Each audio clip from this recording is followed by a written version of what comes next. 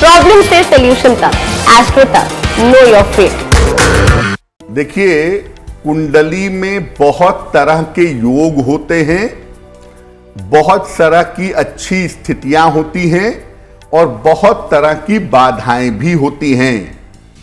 कुंडली में शाप भी होता है, पूर्व जन्म के कर्मों का गहरा प्रभाव होता है और जो प्रभाव इस जन्म में आपको दिखाई देता है। किसी व्यक्ति के द्वारा किए गए दुष्कर्मों के कारण उसे एक लंबी अवधि तक इसका फल भोगना पड़ता है। कभी कभी ये फल इतना ज्यादा कठोर होता है कि ये जन्म जन्मांतर तक आपका पीछा करता रहता है। जब किए गए दुष्कर्मों के फल का कारण पता ना हो और निवारण पता ना हो तो इसे हम शाप कहते हैं। कुंडली में ग्रह भी आपके ठीक हैं, समय भी आपका ठीक है, लेकिन आप जीवन में तरक्की नहीं कर पा रहे हैं अज्ञात बाधाओं की वजह से या किसी अन्य कारण से, तो इसे हम शाप कहेंगे। दुनिया में तमाम तरीके के शाप होते हैं जो अलग अलग कारणों से आपके जीवन में पैदा होते हैं। कुछ ऐसी बाधाएं होती हैं जिंदगी में जिनके बारे में कुछ भी समझ में नहीं आता कि ये बाधाएं आ क्यों रही हैं और इन बाधाओं को समाप्त कैसे किया जाए।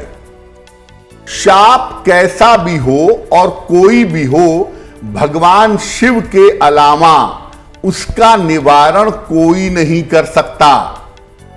अगर हम ईश्वर के विशिष्ट स्वरूपों के बारे में बात करें तो भगवान शिव और भगवान कृष्ण ईश्वर के दो ऐसे स्वरूप हैं जो आपके जन्म जन्मांतर के संस्कारों को नष्ट कर सकते हैं, आपको मुक्ति के मार्ग पर ले जा सकते हैं।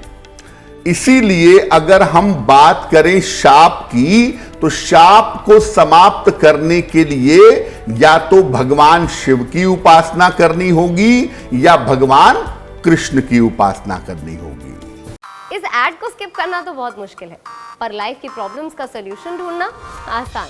प्रॉब्लम से सलूशन तक, एस्ट्रो तक, नो योर फेट।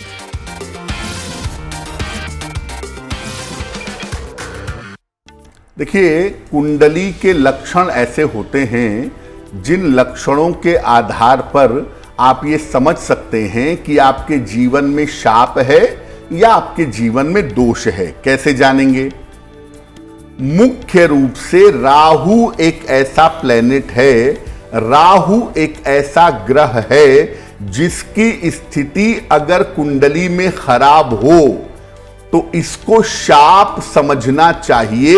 ये मानना चाहिए कि कुंडली में शाप का प्रभाव जरूर होगा।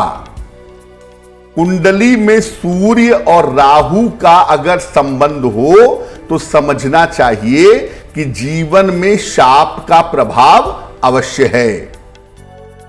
चंद्रमा और राहु का अगर संबंध हो तो भी समझना चाहिए कि जीवन में शाप का प्रभाव हो सकता है और यह प्रभाव आपको जीवन में दिखाई देगा। कुंडली में अगर शनि के साथ राहु का संबंध है, वैसे तो इसको कुछ और दोष भी कहते हैं, लेकिन शनि और राहु का संबंध होने पर भी यह समझना चाहिए कि कुंडली में जीवन में शाप का प्रभाव अवश्य है।